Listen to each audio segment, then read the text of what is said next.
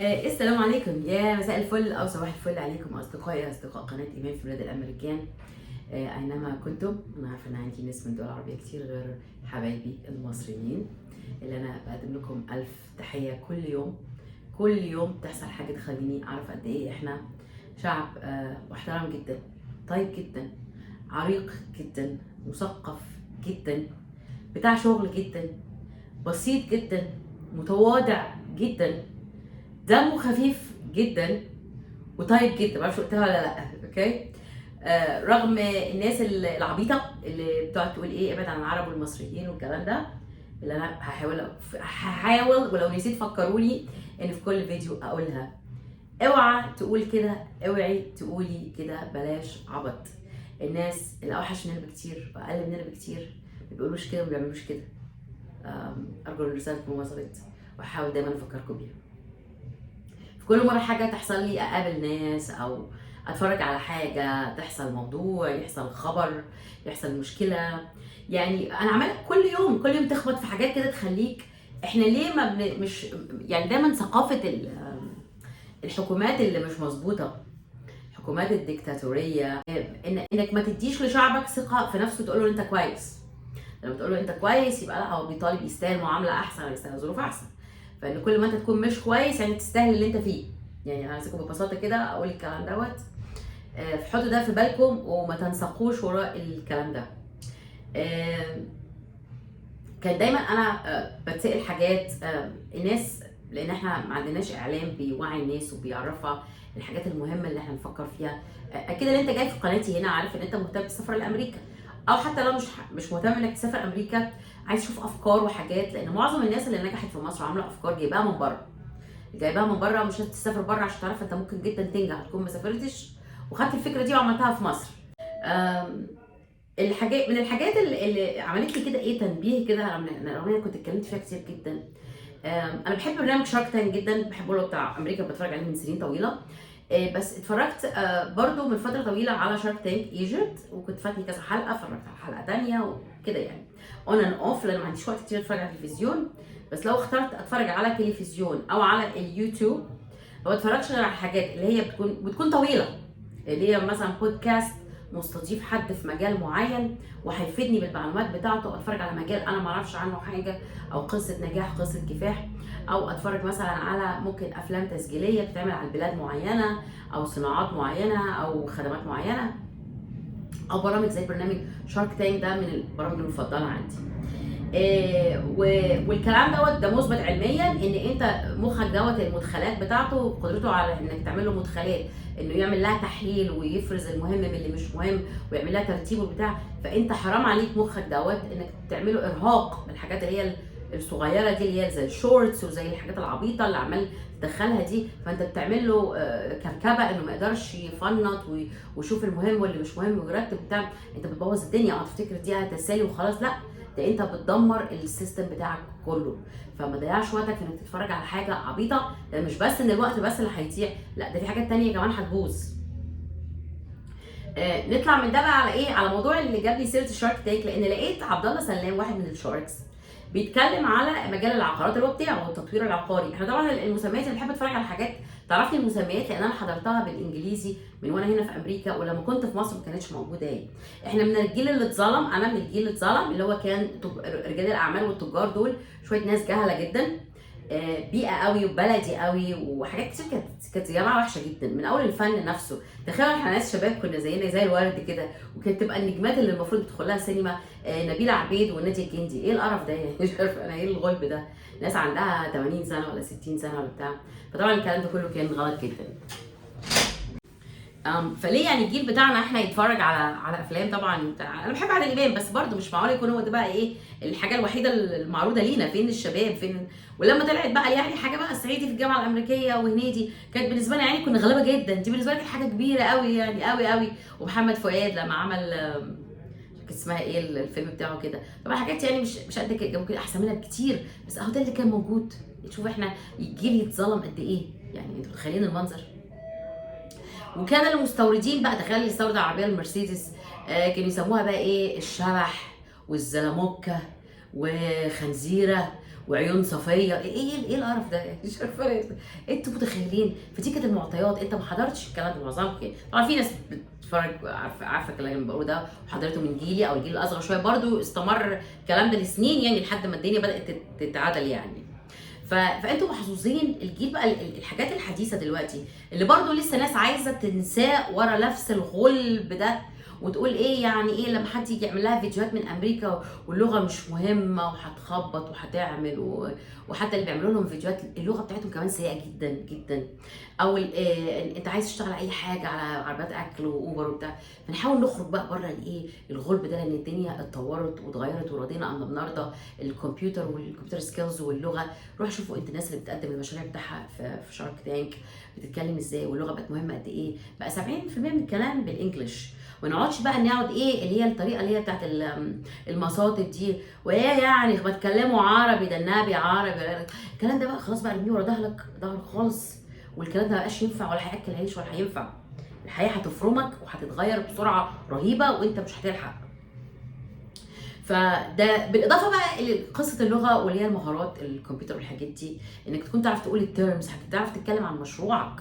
الموضوع بقى مهم يا جماعه، ما بقاش هزار بقى.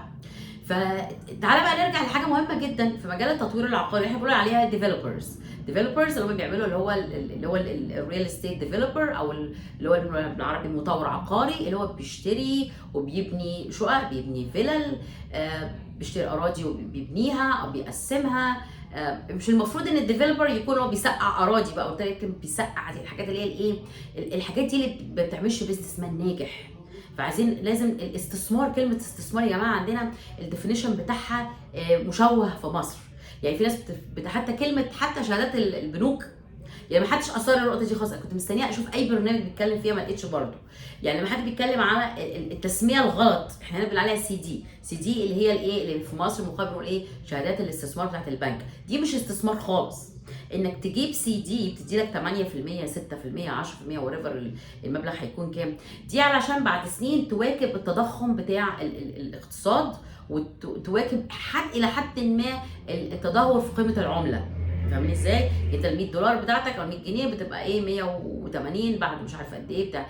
ده وعاء ادخاري، ده مش استثمار، ومش المفروض تتسمى شهاده استثمار. فده ايه؟ ده ادخار، وعاء ادخاري. اما بقى الناس بتتكلم برضو على الذهب، هل الذهب ده يكون وسيله افضل للاستثمار ولا العقارات؟ لا، الذهب مش استثمار. انت الذهب بتشيل فيه القيمه، ده اكتر حاجه بتشيل فيها القيمه هو الذهب، لكن ده مش استثمار. فالاستثمار هو يكون في بيزنس، والبيزنس ده برضو البيزنس له انواع: تجاره، صناعه، زراعه، تصدير، استيراد، خدمات. دلوقتي الخدمات بقت كل ما الحياه بتتطور بقت الخدمات بتزيح شويه التجاره والصناعه وتاخد جزء اكبر. يعني هتلاقي اكتر الناس اللي عماله تقدم مشاريع تطبيقات، ده لا تجاره ولا صناعه، هو بيقدم تطبيقات انه يعين ناس، يوظف ناس بتنظف البيوت، سباك، مش افكار بقى اللي هي الايه مواعيد عند دكاتره، كلها تطبيقات بتاعت خدمات كده. العقار بقى جزء من البيزنس، العقار تعتبر بيزنس نقدر نقول عليه استثمار. فالصناعه، التجاره، الخدمات، العقار، كل الحاجات دي هي دي الاستثمار. اللي هو عايز تسمع على حد ناجح مليونير، مش ممكن تسمع على حد ايه شال له كام شهاده استثمار حتى لو من سنه الحلبه، يعني من سنه 40 سنه 50، ايا كان الشهادات اللي جابها دي بكام، او ايا كان الذهب اللي شايله ده، مش ممكن يتحول يبقى مليونير ولا ملياردير ولا يضاعف المبالغ بتاعته مضاعفات رهيبه او مبالغ رهيبه. كل ده بيجي بس عن طريق يعني، فده ادخار حاجه، حفاظ على القيمه حاجه ثانيه، عن طريق انك تحط فلوس في بنك، شهادات، انك تشتري ذهب، مش عارف ايه. لكن البيزنس طبعا ودايما بقى البيزنس الايه مش ثابت، البيزنس طويل الاجل اللي هو سقع ارض بقى بتاع، لا، بيزنس بيلف. الاثنين يتحطوا في حاجه ثانيه، واربعه والاربعه يتحطوا في حاجه ثانيه، اكمل عليها ويبقوا 8 ادخلهم مش عارف نصهم ادخلهم مش عارف ايه، واشتري مش عارف مين، وافتح افاق ثانيه مختلفه للبيزنس او للشغل او لافكاري، واحط شويه هنا وشويه هنا، واجري واجتهد واشتغل وخلاص بقى، واشتغل بقى شغل ايه، شغل بقى، شغل شغل. يعني الناس اللي هتلاقي الناس اللي بتنجح وتشتغل دي مش بتريح ولا منتخه ولا حاجه. وما نقعدش برضه الطريقه اللي هي المسممه دي، اللي دول لقوا مولود في بقه معلقه ذهب، ولقوا مش عارف ايه وعملوا ايه او بلد هنا زي امريكا بلد ناجحه وبتنجح الناس. لا، ما حدش بينجح لوحده. ده انجح الناجحين ده لو اديت له بيزنس وهو فاشل هيفشل، خد من التل يختل، هيفشل اي حاجه، هيخسر كل البيزنس وهيخسر فلوسه، ممكن يخسر حياته ويخسر صحته ويروح في طريق مخدرات، في طريق اي مصيبه تانية. فيعني ايه، نشيل الموضوع من دماغنا، حط دي على جنب وتعالى بقى اتكلم في انك ايه، تجتهد وتجري وتعمل. وفي فرص كل بني ادم في الدنيا، كل بني ادم في الدنيا له فرص اذا اجتهد وامن باجتهاده ورجع. الاجتهاد بقى ايه؟ يعني انت عايز، يعني مثلا انا يعني بقى حاجات بسيطه جدا في الاجتهاد، انك تعرف تيجي على نفسك، تعرف يعني ما تخرجش مع اصحابك، تعرف يعني ما تقعدش على قهوه، تعرف يعني ايه ما تشربش كوبايه كوفي غاليه من بره. انا ما بجيبش ستاربكس كوفي يا جماعه، ولا بجيب دانكن دونتس. يعني انا بستخسر $5-6 بتوع الستاربكس كوفي ولا $4 بتوع دانكن دونتس. انا عايشه في امريكا، انا مستغلياها، مش نتيجه ده بخل حاجه بقى، ده لو وده موجود كتير جدا عندنا. البخل ده حاجه، وانك تكون بتحط فلوسك او تحط وقتك او الساعه بتاعتك او ربع ساعه بتاعتك، الحاجه اللي هتتفرج عليها او الحاجه اللي هتشتريها في المكان الصح. انا ممكن احط $40 في اكله جمبري وسمك وبتاع، بس مش هحط $4 في كوبايه كوفي. يعني فاهميني؟ و$40 في اكله سمك وجمبري اطبخها انا في البيت، هدفع فيها 240 بره. لو اشتريتها من مطعم مش هعمل كده. فعشان اعرفكم اداره المال بتاعك سواء في بيزنس او في حياتك الخاصه، الحاجات دي كلها. يعني انا شايفه مصريين عمالين، يعني ما شاء الله السوريين جم فتحوا بيزنس الاكل ده كله، يعني المصريين نفعوهم. يعني كميه الاكل اللي بيتشرى من بره بالشارع في مصر ده مع حالتنا الاقتصاديه ده لا يتناسب اطلاقا مع ميزانيه اي بني ادم. انا بما فيهم المديرين بتوعي وزمايلي بنجيب معانا يا جماعه اكل من البيت واحنا جايين هنا الشغل. هتلاقي واحد طويل عريض فيهم ماسك شنطه الاكل بتاعته وهو جاي الشغل، ومرتبه مش عايزه اقول لكم الارقام بس كده ايه، بيعمل اكتر من 200-300 الف دولار في السنه. عشان تكون عارف، بيجيب معاه اكله وهو جاي، واكله بقى لايرز كده، اللي هي شنطه الاكل اللي فيها اللانش بوكس، اللي فيها اماكن يحط فيها كونتينرز مختلفه، ده بيسخن ده، وبعد 3-4 ساعات ياكل تاني. بياكلوا اكل صحي، بيروحوا جيم، اجسام مهتمين بيها. لاحظت ان حتى بتوع شارك تانك اتكلموا على الموضوع ده. انا استغربت ان انا كنت بقول الكلام ده وحسيت ان انا مستثقله ان انا اقول للناس الكلام ده، حكايه ثقافه الجسم الحلو وثقافه الرشاقه وثقافه الشياكه في اللبس. كنت فاكره ان انا ايه، قلت لنفسي حتى بعد ما عملت الفيديو قلت انت زودتيها شويه والناس بتزعل ومش عارف ايه. طلع لا، انا ما زودتهاش، انا كنت صح. لقيتهم في برنامج من بتوع شارك تانك كانوا بيقولوا قالوا الكلام ده اللي انا قلته من سنتين او من اكتر من سنه في الفيديو بتاعي. فقالوا الكلام ده، قالوا ان الذوق الحلو ده اللي بيعمل لك بيزنس وبيعمل لك فلوس، ممكن يخسرك بيزنس ويخسرك فلوس، واللي حسبته لك دلوقتي حالا. احنا عندنا مصيبه في مجال العقارات، ان قارنت بينه وبين مصر من زمان. انا شايفه الفرق وعارفه الفرق. هنا مفيش حاجه اسمها تبيع شقق مش متشطبه او فيلل مش متشطبه، مفيش الكلام ده خالص. انت مفيش غير هو نموذج واحد اللي هي الشقه تبقى متشطبه. الذوق راقي جدا في التشطيب، ملوش دعوه بالغلو. مش شرط ان يكون في جرانيت، ومش شرط ان يكون في ماربل، ومش شرط ان يكون في ستانلس ستيل ابلاينسز، مش شرط يكون الحاجات دي كلها، ومش شرط يكون في مثلا سنترال اير كونديشننج، مش شرط يكون في كل الحاجات دي. الذوق واللي هي الالوان الساده الشيك، الرصاصيات مع الابيضات مع البيجات مع الايه، مفيش بقى القيمه والبتاع. ايه كميه السيراميك اللي مليان ورد، اللي هو بتاع اللي هي اسمها ايه دي بالعربي معرفش بنقول عليها ايه، احنا كنا المهم اللي هو الورد ورد ورد ورد ورد، ولون اللي هو الطقم بتاع التويليت بالحوض والحاجات دي كلها، مع الوان تانية، ده بينك وده نبيتي فمش عارف ايه بني في ورد في مش عارف ايه، ده غير القيمات وغير مش عارف الايه والمهرجانات وحاجات بشعه، حاجات بشعه تخلي الناس كلها طالبه شققها تكون مش متشطبه او فيلالها مش متشطبه. فبيقول لك في عندنا مش عارف كام مليون عقار معطل نتيجه عدم تشطيبه، لان اللي بيشتريه بيكتشف بقى ان التشطيب بتاعه هيكلفه قد ثمنه تاني، او قد ثمنه ممكن مرتين ممكن 3. فليه؟ لانه شايف حاجات ذوقها مش حلو. ده غير انه الجزء طبعا الناس تقول لك انا هوفر بقى واشطب انا على مهلي بتاع، او مثلا عارف ان هو الجزء اللي معاه الفلوس دي وعارف انه قدام شويه هتجيله فلوس او هيترقى وهيعمل فلوس اكتر. طبعا استك بقى في ان ايه، الدولار غلي والمش عارف يشطب والحاجات غليت، واكتشف ان الحاجات بتكلف كتير. فده غير بقى ايه ازمه، يعني ايه عماره تكون اتبنت وانا شاري شقه وسكنت فيها، واحد جنبي بقى لسه هيقعد يكسر ويدغدغ ويملى لي الهول واي بالاليفيتر برمله بمش عارف ايه ودغدغه وتكسير ويوقع لي الاشان اللي عندي في شقتي ففي اخطاء كتير جدا. وزي ما يكون ايه، الناس اللي هم المطورين دول كانوا في دنيا تانية خالص، في غيبوبه، مش فاهمين كل الحاجات دي او مش واخدين بالهم منها. وازاي الناس هنا اخذت بالها من الكلام ده كله وما ما بوظتش الدنيا فيه وما وقعتش في الاخطاء دي قبل كده. فده طبعا دي حاجات انا بستغرب لها جدا جدا جدا. فطبعا فنتيجه قله الذوق بتاع اللي هو لو مش عارفه، زي دول مهندسين ديكور انا مش عارفه اتخرجوا من انهي كليه، مش عارفه يختار الالوان دي بتاعت الاشاني وبتاعت التشطيبات وبتاعت الحاجات دي، ده طبعا كارثه.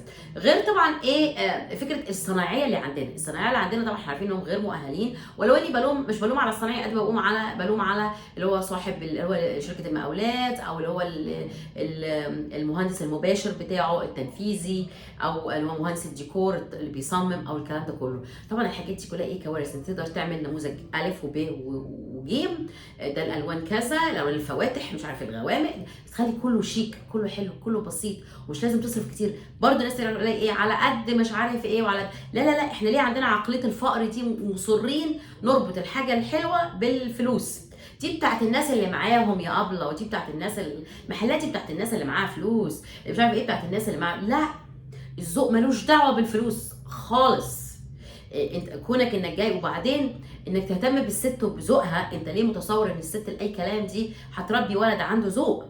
فانت تهتم احنا او الست اللي بتفهم، اللي لسه هتكلم في نقطه تانية بقى غير موضوع الذوق ده، موضوع الاديوكيشن، موضوع الشخصيه برضو، الشخصيه وانك تتعامل مع العميل وتتعامل مع الناس. اكتشفت برضو رغم انها حاجه شخصيه جدا، لكن برضو اثروها في البيزنس. بيقول لك ايه، بيقول لك النطق بتاع الانجليزي، مش عارفه مين بيقولوا احنا عملنا برنامج بيقفلوا عندنا الامتحان وبيقفلوا مش عارف ايه وبتاع. قالوا بيقفلوا مين يا عم، المهم النطق.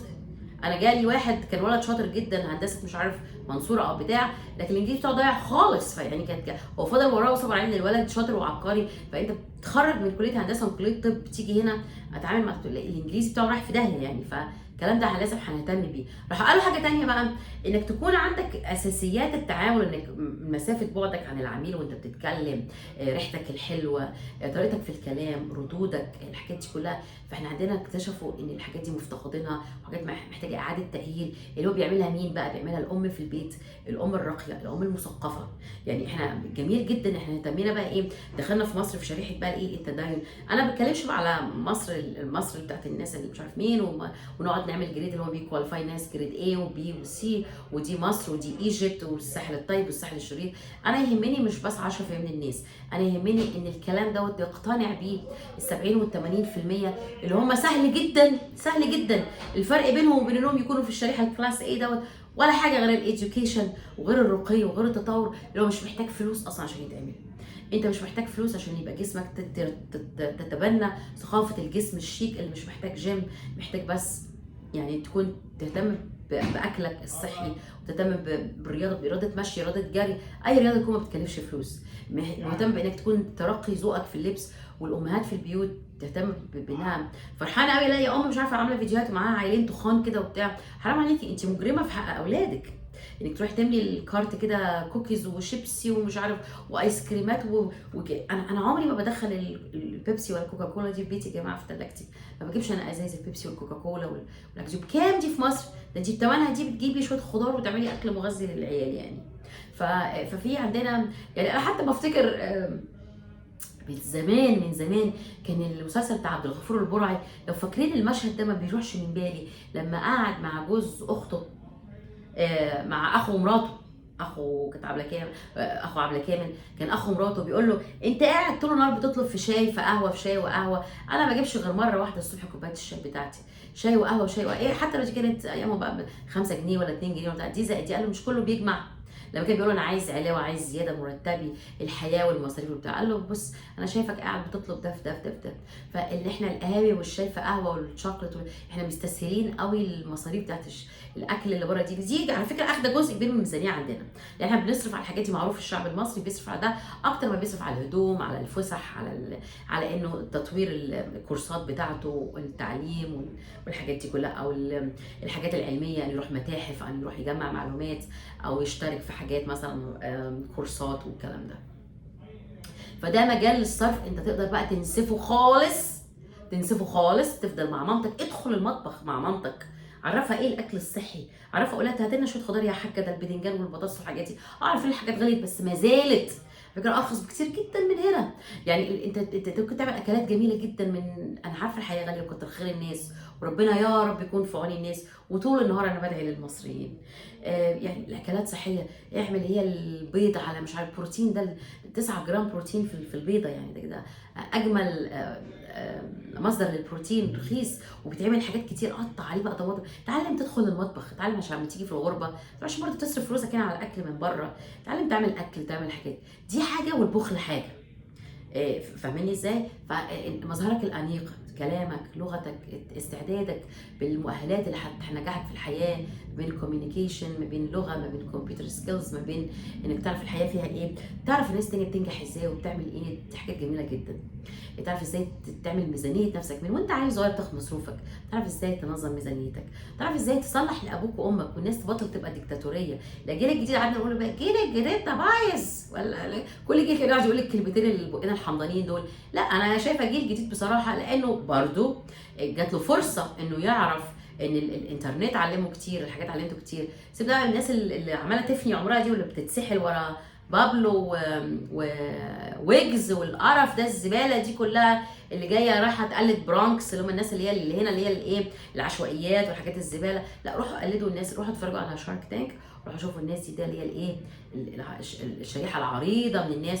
روحوا شوفوا، روحوا اعمل كده تور كده في منهاتن، شوف الوول ستريت، وشوف الشارع، شوف الناس اللي شغاله رايحه شغلها، تجري الصبح كده، ماشيه بسرعه ولابسه ونظيفه وشيك، وشنطته واوراقه وبدله وجرافته، قميص عادي، بنطلون عادي. لكن القرف ده والبلوزات الشبك وقاطع ودني بايدي دول ده عمالين يصدروا لكم زباله الزباله. مش دول امريكا، ولا ده هو ده الستايل، ولا هو ده. ابعدوا بقى عن القرف ده خالص خالص. مش دعوه بقى بعمرو دياب والقرف والكلام ده. انا واحده من الناس الجيل بتاعي، عمري ما اشتريت، انا من ايام اللي شريت الكاسيت على فكره، بعدها جه السي دي وبتاع، عمري ما اشتريت سي دي لعمرو دياب، وعمري ما عملت كل الكلام ده. انا كنت بقعد اراسل اذاعات هنا لندن، مش عايزه عشان بس شكرا في نفسي، بس بقول لكم كمثال انك تكون مختلف عن جيلك، انك تشتغل بجيلك. والناس اللي هي الايه، الناس الفاشل، سيبهم يختاروا طريق الفشل، سيبهم يسمعوا ويجز ويسمعوا بابلو ويسمعوا مش عارف مين ويسمعوا ايه. بسمع الحاجات دي بقول ايه القرف ده، ايه القرف ده. anyway ما علينا. اعمل ترفيه لنفسك، اعمل الترفيه مجالاته كتير جدا جدا جدا جدا جدا. انتقي واختار، واعرف ان مش دي، انت حر في اختياراتك، بس اعرف ان مش هو ده اللي هتيجي، اللي هي امريكا، ولا هي دي anyway اللي هي دي الستايل بتاع الحياه، يعني الجديد او الناجح. ارجو ان انا اكون ايه، عماله بحط ايدي على الاساسيات، ما بتفرعش كتير، بس انا عايزه اقول لكم ان التفاصيل الصغيره دي اللي بتجمع في الاخر. يعني لما قال ان احنا مش عارفه كام مليون عقار معطل بسبب التشطيب الزباله والذوق الزباله اللي جاي من بيوت مثلا مفروشه حاجات بلدي، وناس لبسها بلدي، وناس اللي بتطلع انسان ذوقه بلدي في السجاد اللي بيتعمل ما هو ده اللي هو المصمم اللي بتاع، يعني هو صاحب الشركه، شركه سيراميكا كليوباترا، ولا صاحب شركه مش عارف نساجون الشرقيون، ولا صاحب ما هو محتاج تحت ايده مهندسين، والمهندس ده بيستقي من البيئه بتاعته، اللي هي الافكار بتاعته، والورد والمش عارف ايه، والالوان اللي داخله في بعض، انتوا فاهميني اقصد ايه، والايشاني اللي مش عارف الايه بتاع. لكن كل ما البيئه كلها بترتقي، البلكونات اللي مليانه بلاوي، والالوان البيت يكون دي بلكونه حمراء ودي بينك ودي اصفر ودي اخضر، والذوق المفارش والورد البلاستيك والمش عارف الايه، ما كل ده دي مدخلات البيئه اللي بتطلع الشخص. ما بيجيب منين؟ ما بيجيب من الحاجات دي. فاحنا نحاول نرتقي بالذوق بتاعنا، لان ده في الفينيشنج بتاع الناس كلها اشتكت من الفينيشنج. احنا ليه مش شاطرين في التصدير؟ كان زمان ما عندناش ازمه الدولار، والدولار بقى ب50. اقعد فكر في ايه المصيبه دي. احنا مش عارفين نصدر. التصدير مش بس كان واحد ناجحين رجال اعمال بيصدروا كذا، لا، انت محتاج تكون زي تركيا اللي هي عندها الصادرات بتاعتها. ادخلوا بقى ايه، دوروا على الارقام، دوروا على مين بيصدر، مين بيعمل ايه، مين اللي هو العامل الشاطر والمهندس الشاطر والمصمم الشاطر اللي بيطلع حاجات ذوقها حلو، فينيشنج بتاعها هتعمل ايه. ده انا كنت بطلب من حاجه تشتريها لي من ماما من مصر، مشهور مصر بالقطن مثلا، قلت هيكون قطن بقى حاجه رخيصه جدا، ارخص من امريكا بكتير، وقطنيات بتاع. شفت مفيش حاجه اسمها مقاسات هناك، حاجه بالشبه كده، يعني حاجه صغيره شويه، كبيره شويتين، وسطانيه. ايه ده؟ فين السمول والميديوم واللارج؟ وعلى المازوره السمول يعني محيط الوسط مش عارف قد ايه، والبتاع قد ايه، وده قد ايه بالسنتي وبالانش وبالبوصه وبالبتاع. مفيش الكلام ده، مفيش اللي هي المقاسات مظبوطه. ده احنا لسه في العك ده، احنا لسه في القرف ده. انا مش مصدقه يعني يا جماعه. فيعني الحاجات محتاجه اعاده تفكير، وتعرف انت جاي منين وبلدك عيوبها ايه وفرص النجاح فيها. لان انا فرص السفر دي مش هتتحقق لكل الناس اللي تعرف الكلام ده. في نسبه معينه 5000 بيختاروهم من معروف. احنا عندنا مثلا ايه، نقول قد ايه عدد بيقدم كل سنه. فانت حتى فرصتك مش لازم بس نركز بقى ونوقف حالنا ومالنا على فكره السفر، نفترض انها ما حصلتش يعني. فانك فرص نجاح جوه مصر بمشاريع، بحاجات بكافيه بتعمله، بحاجات بتعملها. اعرف ان عوامل النجاح جايه من الحاجات البسيطه دي. راح برضو اتكلم عن حاجه تانية غير بقى اللي هي ايه، فكره العقارات المعطله والحاجات دي كلها. برضو تفكير الناس في اللي هي فكره ايه، الناس مش منتجه، الناس حاطه فلوسها في البنوك ومش عايزه تخاطر. قالك فكره المخاطره، فكره انك الحاجات اللي هي ارض وسقعها وبتاع. بتكلم حد بيقول ايه يعني حد فكر معايا فلوس يقول لي بقى ايه، لا ده انا عندي ليكي فكره، مش عارف جوز واحده صاحبتي اخو واحده صاحبتي او اخو جوزها حاجه زي كده، من كام سنه بيقول ايه عندي فكره تشتري ارض مش عارف ايه وتسيبيها تسقعيها او تعمليها. التفكير المحدود ده مش هو ده اللي بيعمل نجاح خالص خالص. فأرجو كده ان انا اكون لميت حاجات. نصيحتي ليك او يعني حاجه بقترحها، ادخل على شارك تانك بتاع USA وادخل على شارك تانك بتاع مصر، وعايزاك تلاحظ الفرق في الكلام. الناس اللي داخله بتقدم المشاريع بتاعها الشاركس بتوعنا حقيقي يعني برفع لهم القبعه وبحييهم جدا. انتوا حاجه روعه، حاجه تفرح، حاجه تشرف. الاخلاق والذوق والادب والروح الحلوه والكلام. الحاجه الوحيده اللي مش عجباني في البرنامج، احنا مصريين في بعض اللي داخلين يقدموا، والشاركس بتوعنا كلنا مصريين، وكل حاجه تشرف وتفرح قوي. مش عارفه هند صبري قاعده في النص بتعمل ايه يعني. مفيش بلد غيرنا بتجيب الناس من بره كده وتخليهم دبي دي قصه ثانيه. دبي دي شقه مفروشه، اللي داخل طالع هتلاقي لبنانيين على فلسطينيين على مش عارف منين على اجانب على الكلام ده كله. مالناش دعوه خالص. دبي دي مش بلد يعني، ومش ولا على فكره سافرت العالم كله، واخر حاجه في ليستتي ما اعتقدش ان انا يعني حتى يعني اسمها ايه اكسايتد ان انا اروحها دبي دي خالص يعني. مش حضاره ولا حاجه رايحه اتفرج عليها يعني، بتاعت شعب الامارات نفسه، هو مش موجود هناك اصلا في دبي. فبلاش يعني، مفيش احنا بنجيب ناس من بره ندخلهم وسطينا ونعمل الكلام ده كله ليه. دي جزء برضه من شخصيه المصري اللي هو مش عارف قيمته وبدي نفسك على الغريب. انا ثم انا ثم انا ثم انا ثم بعد كده الناس التانية. ارجوكم ارجوكم ارجوكم. فدي حاجه برضه ناقصها المصريين يعملوها، لان حتى بلاقي بره كده احنا يعني فرشين الارض ورد للناس كلها وننحني ونعمل مش عارف ايه. لا يعني الاقربون اولى بالمعروف، ولا تاني وتالت ورابع. الاقربون اولى بالمعروف. القنصليه بتاعتنا راح جايبين واحده فلبينيه مشغلينها ومفروده قوي وحاسه نفسها انها ايه خواجايه وسط الناس. ليه؟ خلصت الستات المصريين، خلصت البنات المصريين. فارجوكم مفيش بلد تانية بتعمل كده خالص. فيعني ايه على السكيل بتاعك الصغنن وانت بتفكر تشتغل، وانت بتفكر حتى ترحب بالغريب الاجنبي، ترحب او تتجوز من بره او تعمل اللي تعمله على كل السكيلز، على مستوى البلد، تعيني مين، تعملي مش عارف ايه. يا ريت المهارات اللي عندنا بتاعتنا احنا الاول اولى بكل حاجه. بعد كده اذا عندكم زياده بقى يعني بوزعوا بقى على الناس ايه الثانيه. نفع ابن بلدك وانت هناك في مصر او وانت هنا. السوري حتى بيفتح المطعم بتاعه ربنا يسهل لهم، بيشغل سوريين عنده. فانت نفع ابن بلدك، استغل خير بلدك، شد حيلك، اتنشط شويه. الحياه شقاء وعناء وصعوبه، وانك لما تيجي تتجوز لسه قصه بقى ايه انت سايبني طول النهار وشغل. ملوش لازمه الشخص اللي كده اللي هيوديك لورا، ملوش لازمه اصحابك. احنا بنشوفك ليه يا جدع انت وتعالى اقعد معانا على القهوه، او واحده تتجوزها تعطلك توديك لورا. روحوا شوفوا البنات اللي في شارك تانك دي، اختاروا البنات الناجحه، اختاروا البنات الشاطره، اختاروا البنات الواعيه اللي هتنفعك وتفيدك وتجيبك لقدام. ما تبقاش تقولوا ده الناس بقت عامله والستات والبنات ومشاكل وطلاقات وبتاع. ما انت اختياراتك الغلط. الناس عماله تتكلم في النتائج وما بتتكلمش في الاسباب. محدش عايز يتكلم في سوء الاختيار، عوامل الاختيار. انت بتروح تختار عشان واحده شكلها عجبك، بتروح تختار واحده عشان اهلها عيله مش عارف ايه عاجبينك، بتروح تختار واحده علشان مثلا تقول دي بنت حلال واهلها ناس طيبين وعرفوا يربوها، ولا راحت كده ولا جت كده مش عارفه ايه. ناس لسه بتفرج على ناس تقول لك ايه رشحوها لي رشحوها لي على اساس انت فاقد الاهليه يعني تختار حد يعني.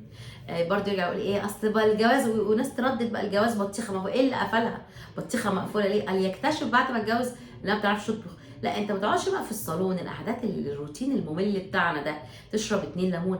لا يا حبيبي، روح وانت داخل جيب 2 كيلو سمك، والمطبخ اهو عندك، وجيب امها قعدها هنا عشان ما تروحش تطبخ لك هو وابوها، وعروستنا الحلوه بقى تطبخ لنا الاكل عليكي النهارده. يعني الاختراع العجيب الغريب ده ما جاش على بال حد انك ترجع تقول لنا اكتشفت انها ما بتعرفش تطبخ. ايه يا جماعه بس الشلل ده كده، حرام عليكم. اكتشفت انها مش عارف ليه، كنت اعمى مثلا يعني. فيعني ايه، نبطل الروتين اللي هو الحياه زي ما اتطورتش، فضلت زي ما هي من 100 و200 سنه. شايفين التكنولوجي بقت عامله ازاي، والحياه عماله جريت بينا ازاي، واحنا لسه في حياتنا بنعمل نفس طريقه الجواز بتاع زمان، وطريقه الزيارات بتاعت زمان، والاهل يربوا عيالهم بالطريقه الديكتاتوريه بتاعت زمان، والهبل بتاع زمان، والطبيخ بتاع زمان اللي بيعمل كرش وبيعمل اولاد عندهم سمنه وعندهم اوفر ويت، وعيال متدلعه وعيال مش عارف ايه. فيعني ايه نلم بكل الكلام ده، هي دي عوامل النجاح فعلا، هي دي كلها اساسيات وعوامل النجاح. وانا سعيده ان لقيت البرنامج بتاع شارك تانك ده بيتكلم في الحاجات دي كلها. فارجوكم نصيحه، اتفرجوا على البرنامج، حللوا كل جزء فيه، شوفوا اللي داخل فارد نفسه ازاي وبيتكلم ازاي بتاع الامريكاني، شوفوا الفن اللي بيعمله بتاع الشارك تانك بتاع الامريكاني. الحياه الشغل مش المفروض يكون تعذيب، مش بيعذبونا، المفروض تحاول انه يكون فن. فاهميني ازاي؟ انك بتروح تعمل فكرتك سواء نجحت سواء ما نجحتش، وغيرت المسار تاني، يكون فن وتكون سعيد وانت بتعملها، وعندك ثقه في نفسك، نبره صوتك واضحه وجامده وصريحه وعاليه وفي لباقه. الخجل، لان احنا عندنا قمع في البيت من الاب والام، قمع في المدرسه من المدرس، قمع في الشغل من المدير، قمع السياسي من الحكومه والمحليات والمش عارفه ونظام الشرطه ونظام الجيش وريفر في البلد. فحرام ده انا بس مش هنستعمله كاكسكيوز او كعذر، عارفه ان كتر خيركم وان دي حاجات بتاثر جدا، بس خارج نطاق القمع دوت نحاول احنا نتغلب عليه، نحاول احنا نعرف ان احنا لازم يكون عندنا شخصيتنا، نعرف نتكلم بثقه، نعرف نتكلم يعني بلاقي الناس جايه هنا للاسف بقارنهم بين الناس التانية. المصري بيبقى على فكره اللي بيتعمل في مصر ده مش بيتعمل هنا، يعني اسميه القرنانه بقى واللي مش عارف ايه مش بتلاقيه هنا خالص، بيبقى ماشي جنب الحيط وموطي صوته وواقف كده خجول كده ومش عارف ايه. فانا مش عايزه اشوف ده خالص، انا بزعل لما بشوف ده، بزعل لما بشوف ده جدا جدا جدا جدا، لان احنا الكواليتيز بتاعتنا، انا لقيت افكار ولقيت شباب زي الورد، حاجه تفرح تفرح تفرح. فاضل لنا بقى المجتمع واهلنا يخلونا احسن واحسن. دعم القناه لو عجبك الفيديو، اللايك الجميل بتاعك، وابدا من حيث انتهى الاخرون، هتوفر وقت، توفر مجهود، توفر فلوس. نهاركم سعيد.